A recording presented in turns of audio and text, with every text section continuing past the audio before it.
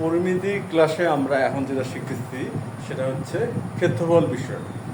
আমরা গত ক্লাসগুলোতে ত্রিভুজের ক্ষেত্রফল নির্ণয়গুলো শিখছিলাম, যে ভিন্ন ভিন্ন ত্রিভুজের ক্ষেত্রফল কীভাবে নির্ণয় করা যায়, যেমন সমদ্বিবাহু, সমবাহু, বিষমবাহু ত্রিভুজের ক্ষেত্রফল নির্ণয়।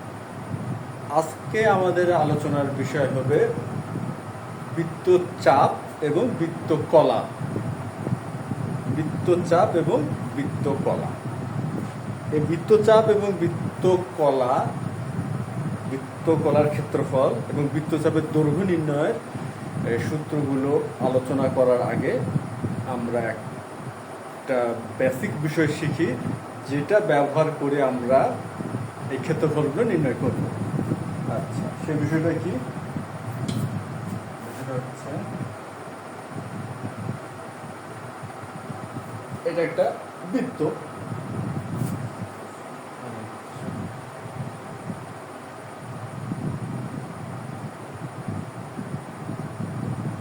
ও কেন্দ্র বিশিষ্ট এবিসি একটা বৃত্ত, যার চাপ হচ্ছে এ বি।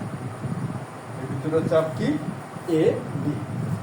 এখন আমরা যদি কেন্দ্র এবং ও এ আর ও বি আমরা যোগ করলাম, তাহলে এখানে আমরা কি পেলাম? একটা কেন্দ্রস্থ কোণ পেলাম। এ বি চাপ দ্বারা উৎপন্ন কেন্দ্রস্থ কোণ পেলাম আমরা। সেই কোণটা হচ্ছে কোণ এ ও বি।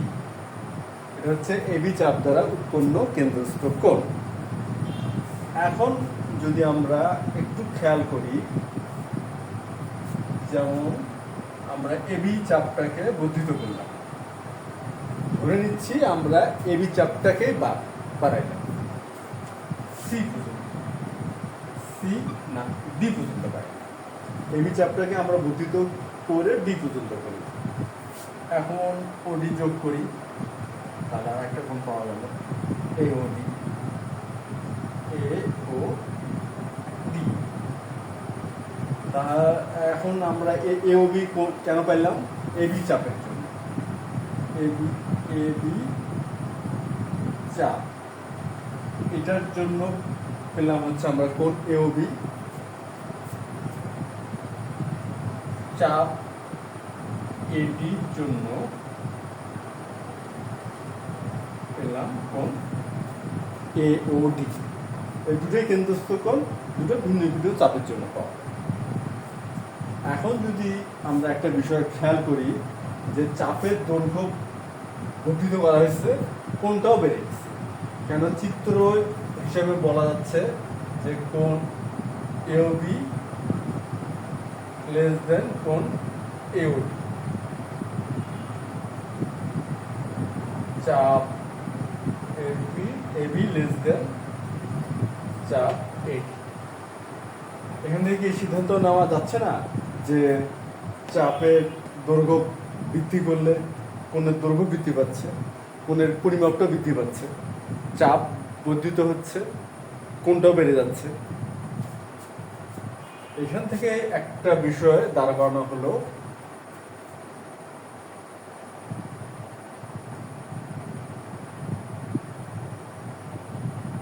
কোনো চাপ দ্বারা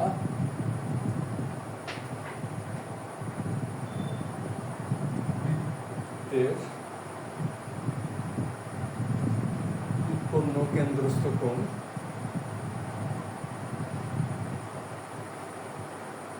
ওই বৃত্তচাপের সমানুপাতিক।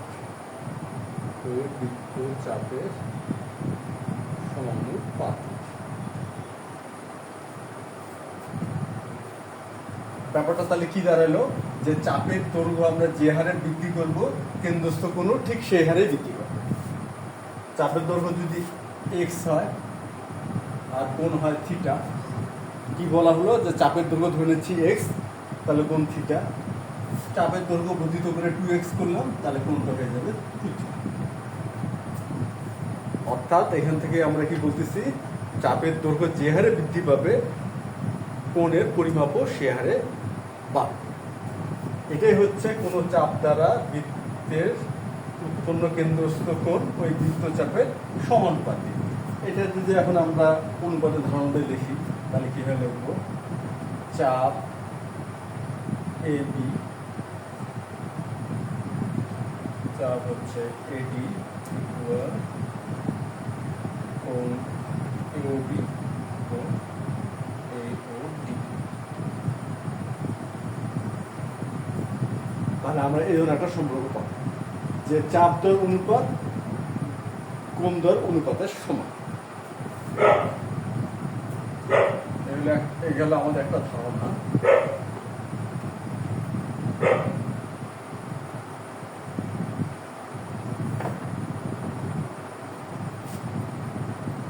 একটা বিষয় দেখি,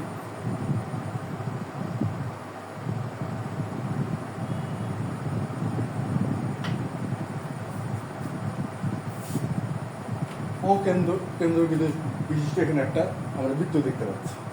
এখন এই বৃত্তে এই থিটা কোণের জন্য এইখানে একটা আমরা ক্ষেত্র পেলাম, এই যে একটা ক্ষেত্র পেলাম। এখন এই থিটা কোণের পরিমাপ যদি আমরা বৃদ্ধি করি, তাহলে এই কোণটা আমরা বর্ধিত করলাম, অর্থাৎ থিটা 1। তাহলে এই যে ক্ষেত্রটা, যে উৎপন্ন ক্ষেত্রটা, এই ক্ষেত্রটাও বৃদ্ধি পেল। এখান থেকে আমরা একটা সম্পর্ক দাঁড় করাতে পারি যে কোণ দ্বারা যে ক্ষেত্রটা উৎপন্ন হচ্ছে, এই ক্ষেত্রটা হচ্ছে ওই কোণের সমানুপাতিক, অর্থাৎ থিটা বাই থিটা 1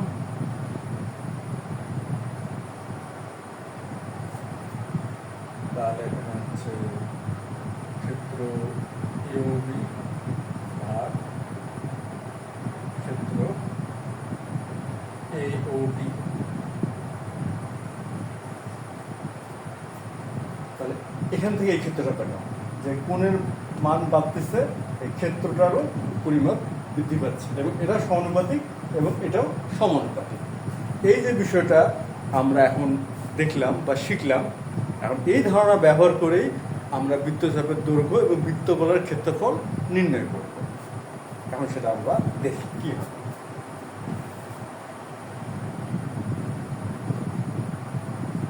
প্রথমে আমরা বৃত্তচাপের দৈর্ঘ্য নির্ণয় করব।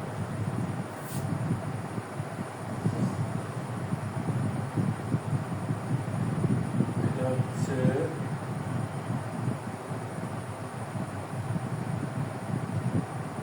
ও কেন্দ্র বিশিষ্ট এবিসি একটা বৃত্ত, আর এবি হচ্ছে চাপ, আমরা যোগ করলাম,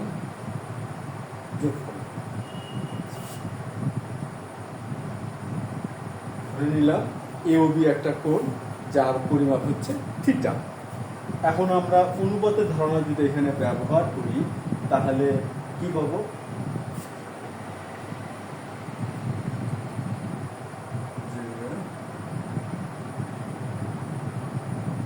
চাপ এবি, মনে করি চাপ এবি এস,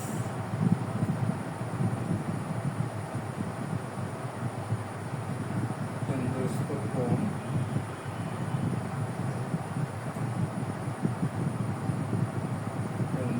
কোণ এওবি সমান থিটা।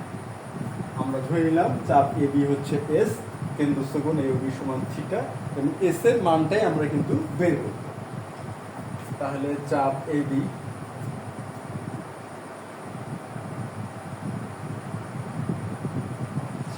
এখানে হচ্ছে আমাদের চাপ এবি।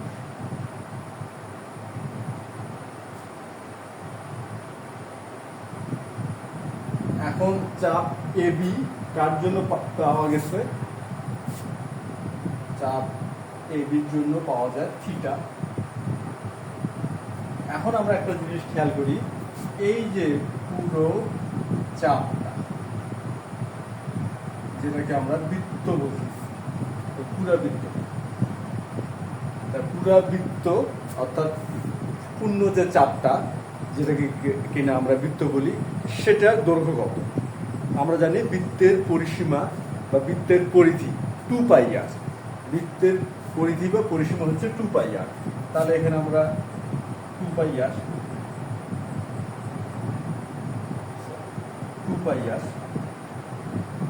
এখন চাপ এবি এর জন্য আমরা পাই থিটা গুণ, কারণ 2 পাই আর এর জন্য কি গুণ পাই। এখন 2 পাই আর আমরা যেহেতু বৃত্তটা পুরোটাই, চাপটা পুরোটাই, তাহলে এই কোণ হবে পুরো। এবং আমরা জানি যে এই কোণের মান হচ্ছে 360 ডিগ্রি। তাহলে এখানে আমরা এখন 360 ডিগ্রি বা এস, চাপ এবি সমান এস, এখানে হচ্ছে 2 পাই আর সমান থিটা বাই 360 ডিগ্রি। তাহলে অতএব এস সমান সমান 2 পাই আর থিটা বাই 360 ডিগ্রি। এখন 2 দিয়ে যদি আমরা 360 কে ভাগ করি তাহলে হবে 180 ডিগ্রি পাই আর থিটা। এখন আমরা কি দেখলাম যে এস এর মান পেয়ে গেছি। এসটাই হচ্ছে আমাদের সেই বৃত্তচাপের দৈর্ঘ্য। এখন তাহলে আমরা কি বলতে পারতেছি যে অনুপাতের ধারণা ব্যবহার করে খুব সহজেই বৃত্তচাপের দৈর্ঘ্য নির্ণয় করা যায়। এবং আমরা বৃত্তচাপের দৈর্ঘ্য নির্ণয় করছি যে বৃত্তচাপের দৈর্ঘ্য সমান পাই আর থিটা বাই 180 ডিগ্রি। পাইয়ের মান আমরা জানি, পাই সমান হলো 3.1416 আর। এটা হচ্ছে বৃত্তটির ব্যাসার্ধ, থিটা কেন্দ্রস্থ কোণ।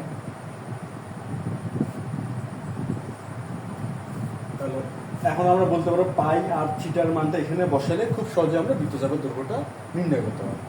তাহলে এই হলো আমাদের বৃত্তচাপের দৈর্ঘ্য নির্ণয়ের সূত্র। এখন আমরা শিখব বৃত্তকলার ক্ষেত্রফল নির্ণয়ের সূত্র, যেটা কিনা শিখবো আমরা আগামী ক্লাসে। এই ক্লাসে আমরা বৃত্তচাপের দৈর্ঘ্য নির্ণয়ের সূত্রটা শিখলাম। পরবর্তী ক্লাসে আমরা বৃত্তকলা নির্ণয়ের সূত্রটা শিখব। আশা করি পরবর্তী ক্লাস তোমরা অ্যাটেন্ড করবা। ধন্যবাদ।